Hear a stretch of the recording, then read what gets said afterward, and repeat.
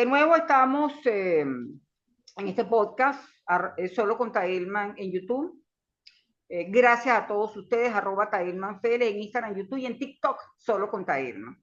Y para nosotros es un honor tener hoy al profesor John Magdaleno. Profesor Magdaleno, analista político, docente universitario, un hombre vinculado al mundo de las encuestas, lo que es el análisis político, económico, social del país. Profesor, gracias. Gracias de nuevo. A la orden, Telman, a la orden. Sí. Profesor, yo quisiera comenzar la conversación con usted pidiéndole una fotografía. Una fotografía del país en estos tiempos, ¿eh? No es nada fácil. Después, bueno, recientemente el 28 de julio se cumplió un año de las elecciones del 28 de julio. ¿Cuál es la fotografía de este momento? Un año del 28 de julio, del país, por supuesto. ¿Qué fotografía hace usted? ¿O qué fotografía Bueno, tiene usted? la fotografía, hay fotografías que nos gustan y otras que no, Ajá. Telman. Esta fotografía que yo veo no me gusta para nada. ¿Por qué? Y no lo digo afectiva o emocionalmente, sino profesionalmente, desde una perspectiva estrictamente politológica. No me gusta porque, por un lado, aunque la oposición ganó legitimación sociopolítica el 28 de julio próximo pasado, es decir, mejor dicho, el 28 de julio del año pasado, y en efecto, esa votación que se comunican por intermedio de las actas, a mí me indica la consolidación de la demanda de cambio político en el país.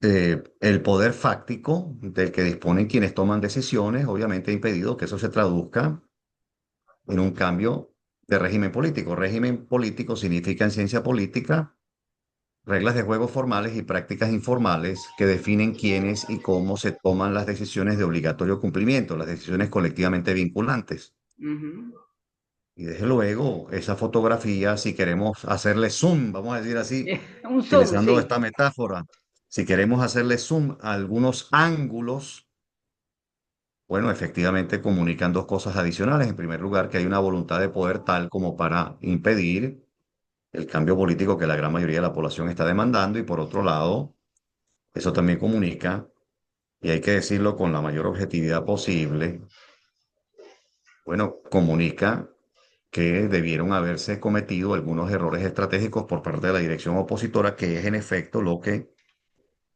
he podido recoger a lo largo de poco más de un año de haber transcurrido la presidencial. En algunos otros programas, en algunas otras entrevistas he explicado algunos de estos errores estratégicos que se cometen del lado de la dirección opositora, en el entendido, Telman, de que este no es un régimen democrático. A veces pensamos que el régimen debe comportarse como lo hacen los regímenes democráticos, pero es que la naturaleza de este tipo de régimen es otra, y a lo largo de años he ido explicando cómo opera este tipo de régimen político y de gobierno. Así que esa fotografía obviamente dibuja una disputa entre, por un lado, la legitimación que ganó la oposición y, por otro lado, el poder fáctico que ejercen los que toman las decisiones. Y es una disputa irresuelta.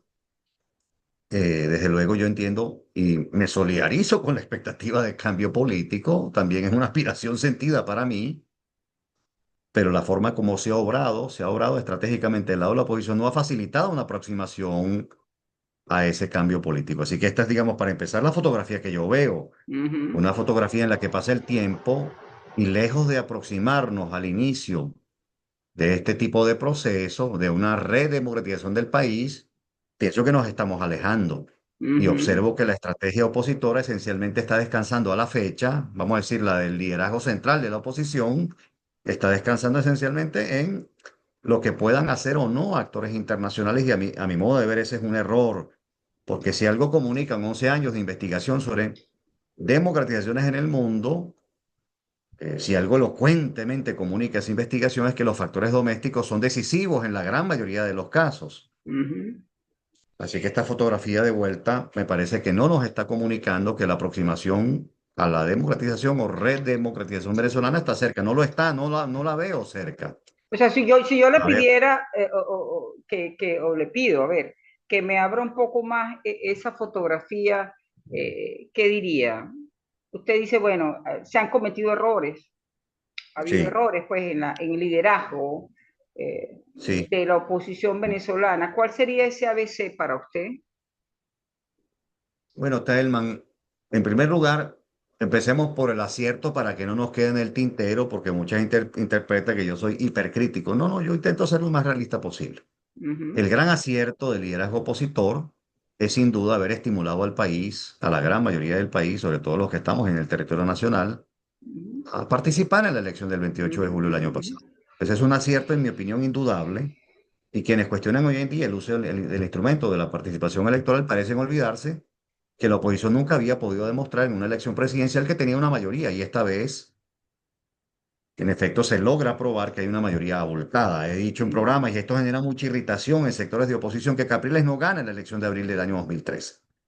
No lo gana, y están los estudios disponibles. Están los estudios disponibles. Capriles no está nunca arriba en intención de voto por encima de Maduro. Tampoco lo está en la elección presidencial en la que compite contra Chávez en octubre de 2012. Y en la ujú, elección del 18, el conjunto de restricciones impuestas por el régimen político impide que la oposición pueda presentar una alternativa.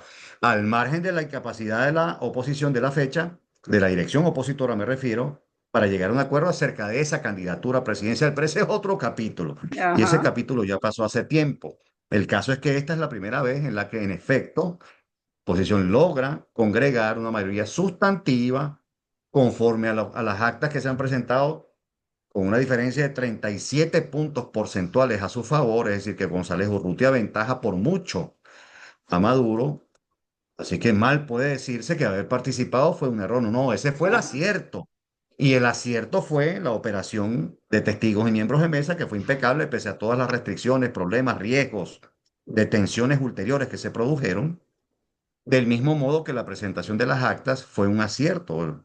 Se trata de actas en un monto superior al 85% del total, con lo cual ya se evidenciaba que, para utilizar una expresión bastante conocida en Venezuela, el resultado era irreversible a favor de González Urrutia. ujú, ujú, ujú, Sin duda esos son los aciertos, pero se comete un error, en mi opinión, cuando se excluye algunos factores de oposición de las tareas propias de la campaña electoral, y esto me lo comentan líderes locales y estadales de partidos de oposición. Se comete un error, en mi opinión, cuando no se formula tempranamente, es decir, con mucha antelación, mucho antes de la elección presidencial, una oferta de garantías e incentivos para ciertos factores de poder, porque esta es la forma como se facilitan ujú, procesos de democratización, y en el caso venezolano de redemocratización. ujú, Se comete un error cuando se inhibe a los interlocutores que ya estaban, que ya tenían comunicación con factores de poder, y se intenta reemplazarlos por otros. Ese es un error. Se comete un error cuando no se aprovecha la coyuntura histórica el lunes 29 de julio, en donde los sectores populares y los barrios del país, no solo de Caracas, Telman, no solo de Caracas, solo el lunes 29 se producen protestas en no menos de 70 ciudades del país. ujú, No menos de 70 ciudades del país. ujú, En Maracay se produjeron violencia, en Valencia se produjeron protestas, eh, en Maracay también, en Puerto Ordaz, en Ciudad Bolívar, es decir, en no menos de 70 ciudades del país se producen protestas, y esas protestas no son acompañadas por el liderazgo. Protestas en demanda básicamente del respeto a los resultados que luego se conocen al día siguiente vía presentación de las actas. ujú, ujú, Originalmente, esa primera presentación de las actas superaba el umbral del 70%, y luego eso llegó días posteriores a más del 85%. ujú, ujú, También se comete un error, en mi opinión, al no decirle, digamos, con noción de realismo, las opciones estratégicas disponibles a la población, no decirle a la población de cara a los eventos del 9 y 10 de enero. ujú, ujú, Y se siguen cometiendo errores, en mi modesta opinión, de vuelta. Esto es una crítica formal que no tiene que ofender a nadie, es mi lectura politológica del ujú, momento. ujú, ujú. Taelman, yo lo que soy es politólogo, yo no soy economista, no soy Analista político, sociólogo, pues. no soy Ujú. politólogo con exactitud, porque en Venezuela hay 32 millones de analistas políticos dentro y fuera del país. Entonces, Sí, es verdad, bien, es verdad. entonces, porque Hablamos bueno, en las como los asuntos, esquinas, en la pulpería, en el mercado, hablamos de lo mismo, ¿no? bueno, en todas partes, y Sí.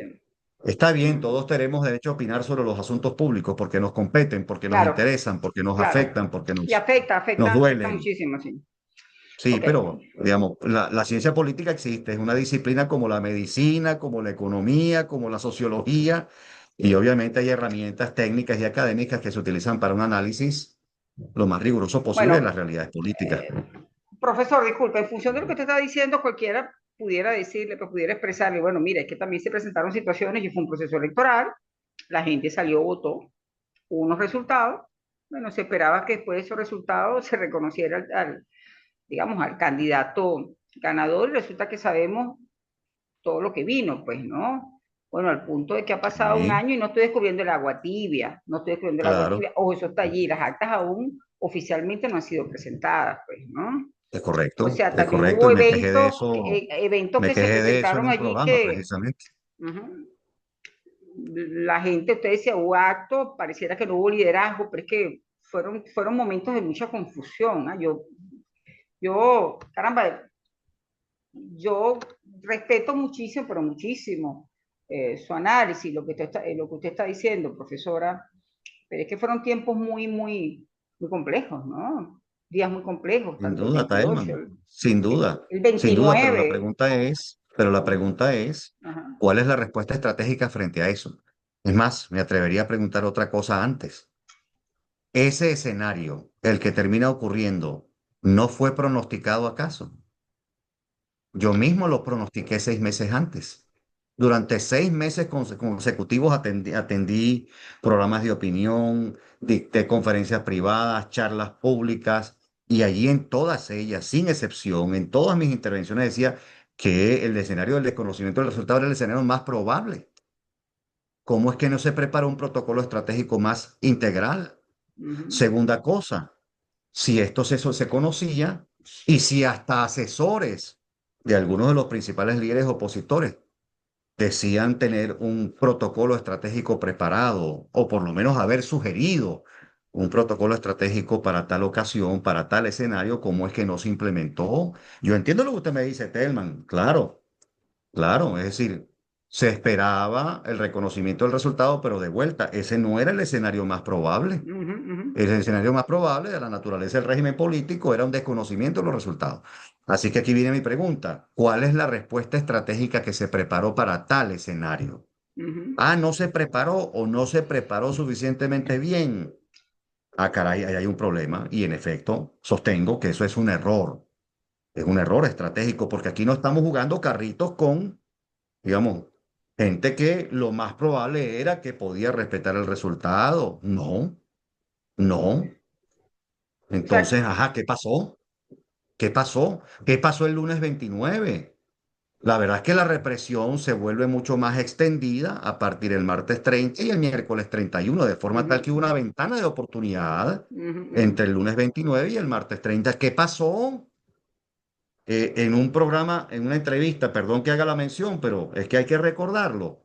En una entrevista que primero me hace efecto Cocuyo, planteo esto académicamente con motivo de esa entrevista que entrego por escrito, César Miguel Rondón me hace una entrevista y comento esto focalizándome sobre algunos puntos, por razones de tiempo obviamente, y a los pocos días se entrevista a Carlos Blanco, uno de los asesores de Machado. Los menciona solo por esta razón, no para que sean blanco de críticas ni de ofensas. No, no, no, no, yo creo en el debate político y público democrático, pues. Y en ese Entonces, un momento, debate ajá. respetuoso, responsable. Y Carlos Blanco confiesa que en efecto se planteó esa posibilidad y que la decisión que predominó, la opinión que predominó, así lo dijo. Bueno, fue que no se acompañara esa protesta. En mi opinión, eso es un error. Es Uh-huh, más, el mismo Carlos Blanco señala en esa entrevista que le hace César Miguel Rondón que se esperaba, en virtud de la abultada brecha que había a favor de González Urrutia, se esperaba el reconocimiento del triunfo opositor y se esperaba que factores de poder del régimen se sentaran a negociar con ellos. Pues sí. bueno, la crítica es precisamente que me parece un tanto cándido haber esperado eso, que me parece cándido no haber tenido un protocolo desarrollado y desplegado los días lunes 29 y martes 30, que me parece un error estratégico la decisión que se toma. Es decir, ese es básicamente mi crítica formal Uh-huh, y me parece una opinión de una gran honestidad intelectual, la de Carlos Blanco, haberlos dicho. uh-huh, Otro investigador, otro analista, otro asesor pudiera haber perfectamente dicho otra cosa, pudiera haber dicho otra cosa, pudiera haber evadido la cuestión de fondo, pero no, Carlos Blanco con honestidad intelectual, con hidalguía, con responsabilidad, dice lo que él presenció y Ujú, me parece que ese es un dato para el país. ujú, Es decir, no, ujú, no podemos taparnos los ojos, Telman. ujú, Claro que es horroroso lo que ocurrió. Claro que es reprochable lo que ocurrió, ujú, ujú, pero ujú. no estamos en presencia de un régimen democrático hace tiempo. ¿Cómo es que se esperaba que se produjera un reconocimiento del resultado? Eso es lo que ocurre en democracia, O Telman. No sea que estamos hace años. en definitiva, digamos, el liderazgo opositor no estaba preparado pues, en ese momento. Bueno, es lo que pareciera, Le pregunto, es es su lo que visión, su pareciera, visión. es lo que pareciera. Y de haberlo estado, pues no se tomaron los cursos de acción que eran necesarios No hubo un plan para A, ofrecer B, una C, respuesta D. estratégica. Ok. Y en este momento, un año después, profesor, ¿dónde estamos? Sabemos que María Corina está en la clandestinidad, hay presos, pues, producto del 28 y el 29 todavía, eh, integrantes de 20 Venezuela en la clandestinidad, fuera del país. Eh, ¿Dónde estamos? ¿Dónde estamos, profesor, en este Bueno, momento? estamos en una circunstancia, Taelman, Venimos en de la un que... proceso de elecciones Sí, convocadas por el Consejo Nacional Electoral, sí. regionales, municipales. eh, no se conocen cifras oficiales. Bueno, se habla de un 40 y tanto por ciento de participación. Las cifras que manejan encuestólogos en el país o personas vinculadas pues, al mundo de las encuestas es otro. Una abstención que podría rondar el 80-85% aproximadamente, pero la información oficial no sé si finalmente la hubo, ¿no? Se habló de un 40 y tanto. Aquí en La Victoria, por ejemplo, la información entre políticos, 40-45%, políticos vinculados al oficialismo. Eh, Y hablan de electores activos, que es una nueva sí. categoría que se introduce en la elección del 25 de mayo, ¿no? Como si acaso ya hubiera una nueva clasificación de electores. Esa es una clasificación muy llamativa porque si eso va a conducir a que los que no participen no puedan ejercer su derecho en algún momento, ah, caray, yo estoy en franco desacuerdo con eso. Lo he dicho en otros programas. Desde luego. Es decir, Tailman, estamos en un momento en el que se requiere más que consignas políticas, estimulantes, se requiere una reflexión de fondo sobre la estrategia que puede aproximar a Venezuela a una redemocratización. Esa es la discusión de fondo. Es decir, la consigna en efecto no pudo realizarse, porque hasta el final tenía la implicación de hasta que se produzca el cambio político. ¿El cambio político se produjo? No. ¿Estamos cerca en lo sucesivo del cambio político? No, en mi opinión no. No parece, pues. Yo todavía no he desarrollado facultades psíquicas ni esotéricas para Claro. saber qué va a pasar en el futuro, pero tal y como se configura el cuadro de circunstancias hoy, no, no estamos cerca, no parecemos estar cerca del inicio de un proceso redemocratizador. Es decir, Taelman, y la consecuencia de esto es inevitable, porque esto ya lo hemos vivido en Venezuela. Si usted no se acerca, si no muestra señales de aproximación a un cambio político, entonces la gente se frustra. Es decir, empieza a extenderse la frustración de expectativas, el malestar, que es por lo que ha pasado, por lo que han pasado todos, absolutamente todos los líderes de oposición. Se ofrece el cambio político no llega, la gente es paciente hasta un punto, se empiezan a visibilizar los errores en algún momento, porque vamos, la gente le otorga confianza al liderazgo hasta un punto, hasta un límite de tiempo. Cuando las cosas que se hacen, lejos de aproximarnos al cambio político, más bien nos alejan, ah, caray, y hay una reflexión colectiva sobre eso, bueno, entonces empieza la frustración de expectativas a extenderse, el malestar a extenderse, y en efecto, la imagen de los líderes empieza a deteriorarse en las encuestas, que es lo que está ocurriendo ya desde hace algún tiempo. Entonces, esa es la situación en la que estamos. Me preocupa mucho que con el llamado a la abstención por parte de un sector de liderazgo opositor y otro sector en desacuerdo con esa estrategia, pues lo que hay de bulto es una descoordinación estratégica de envergadura, un desacuerdo hondo sobre cómo proceder en lo sucesivo. Sí. Pero Eso me preocupa fíjese, porque es un balance muy fíjese, negativo.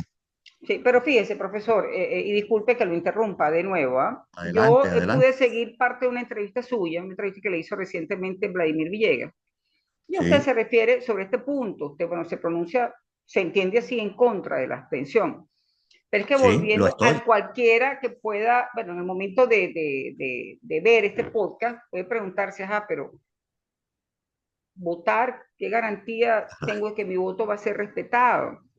ajá. Sea, qué Ese es el punto confianza de hay fondo, Taelman. hacia el Consejo Nacional Electoral. Y repito, no estoy descubriendo el agua tibia, de nuevo lo Sí, digo, sí, esto está sí, en la sí, sí, calle, sí, sí, o sí, sea, sí, votar, sí, ¿cuál es la garantía que tengo como venezolana de que claro, mi voto va a ser respetado? Cuando claro, siento que esto no ocurrió esa es el la día pregunta de 28 fondo. de julio, ¿no?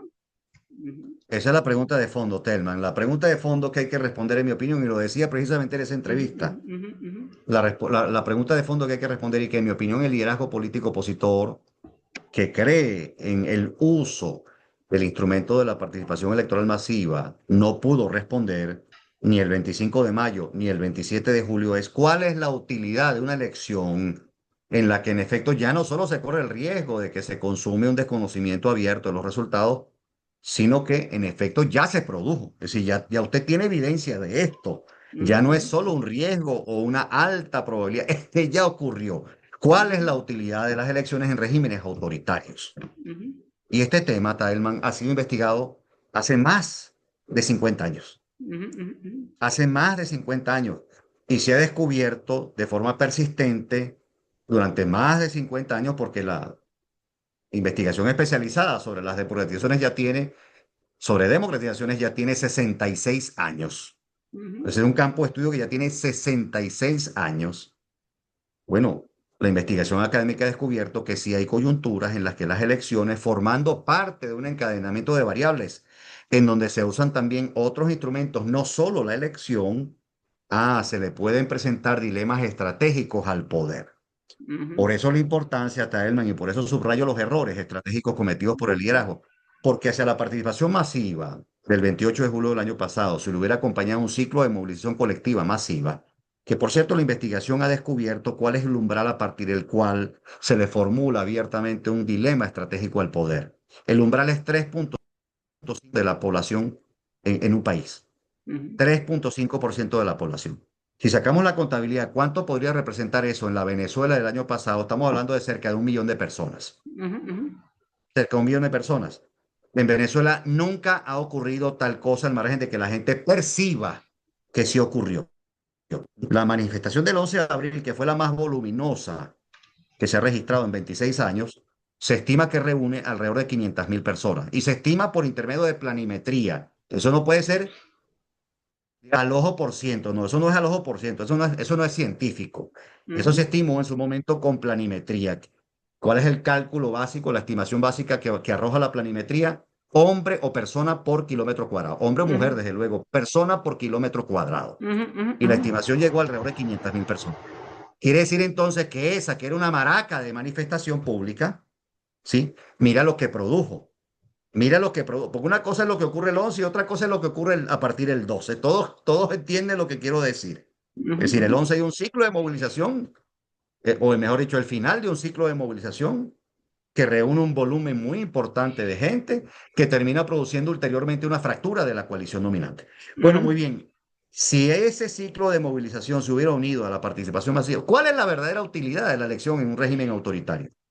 Que el potencial de movilización, Telman, que se consigue con una elección nacional, que en efecto congrega a una participación, convoca a una participación masiva, ese potencial no lo va a lograr usted en ninguna otra coyuntura. Por tanto, esa es la coyuntura apropiada para iniciar un ciclo de movilización que le plantee presiones al poder. Como eso no ocurrió, obviamente la probabilidad de aproximarnos a un cambio político disminuyó. Así que, de vuelta, aquello en lo que insisto es, entendamos el uso, la utilidad práctica que tiene la elección. No es solo producir una victoria, es que allí usted convoca a una movilización masiva porque la gente, vamos, precisamente con la rabia y la frustración de expectativas que genera un desconocimiento del resultado, la gente sí está dispuesta a salir a la calle. Eso es lo que se desaprovechó. Esa es la oportunidad que se desaprovechó. Y si a esto agregamos que los interlocutores naturales que ya existían con el poder, se intentó que se intentó que se reemplazaran. Ah, caray, entonces el canal de comunicación no podía abrirse. De hecho, se cerró. En la práctica se cerró. ¿Y para qué usted presiona al poder con una participación masiva y con un ciclo de movilización colectiva también masivo? ¿Para qué usted quiere, usted presiona por intermedio de estos dos instrumentos al poder para abrir un canal de comunicación o varios para negociar garantías e incentivos del cambio político? Porque este es el otro problema. Si los principales factores de poder piensan que la van a pasar muy mal a su salida de él, evidentemente se atrincheran y no entregan, no reconocen el resultado, no entregan el poder. Así que ahí tiene que mediar una negociación, que es una palabra que en Venezuela no gusta a algunos sectores. Bueno, sí, en muchos procesos de democratización, sí se abre una compuerta para la negociación. Incluso Taelman en escenarios en los que se intenta un fraude y no se consuma, y en escenarios en los que se consuma. Voy a poner un ejemplo que es especialmente paradigmático para que la gente nos entienda. Ajá. Serbia, en el año 2000, gobernaba Milosevic, ¿sí? Que era un gobierno especialmente duro. Serbia encara tres guerras, es decir, guerras en tres frentes. Bueno, muy bien, llega la elección presidencial del año 2000, hay una participación electoral masiva, se consuma un fraude, Taelman. Pero 4 años antes de esa elección se había configurado un movimiento social originalmente creado por 12 estudiantes universitarios, Oxford, Oxford, los muchachos de Oxford, 12 estudiantes universitarios que empiezan a crear un gran movimiento que presiona básicamente por la restitución de garantías y por una democratización. Pues muy bien, Taelman, al cabo de 4 años, Oxford ya tenía células, es decir, tenía grupos organizados para reivindicar derechos y libertades en 70 ciudades de Serbia. 70 ciudades de Serbia. Y ellos prepararon con antelación una respuesta estratégica frente al escenario de que se consumara un fraude. Es decir, sabían que era posible que se consumara un fraude. De hecho, a los pocos días de haberse celebrado la elección presidencial, el Tribunal Constitucional de Serbia ratifica el fraude. Ratifica el fraude. Y los muchachos inician, bueno, ya no era solo un movimiento de estudiantes universitarios. Se habían reunido más de 400.000 activistas, entre los cuales estaban sindicalistas, sectores empresariales, otros movimientos sociales, ONG, es decir, el movimiento se extendió a lo largo de Serbia. Pues muy bien, se convocó una manifestación a las puertas del Parlamento en Belgrado, la capital de Serbia. Se estima que esa manifestación reúne cerca de 500.000 personas. Mira tú, las cifras vuelven, ¿no? Yeah. Bien, bueno, eso produjo a la postre cuando desde el poder se giró la instrucción de reprimir, produjo una fractura, porque ni cuerpos policiales ni militares reprimieron, desobedecieron la orden. Se produjo una fractura. Y a partir de ahí, cuando Milosevic se da cuenta que no tiene el respaldo de los cuerpos policiales y militares, entonces empieza a huir.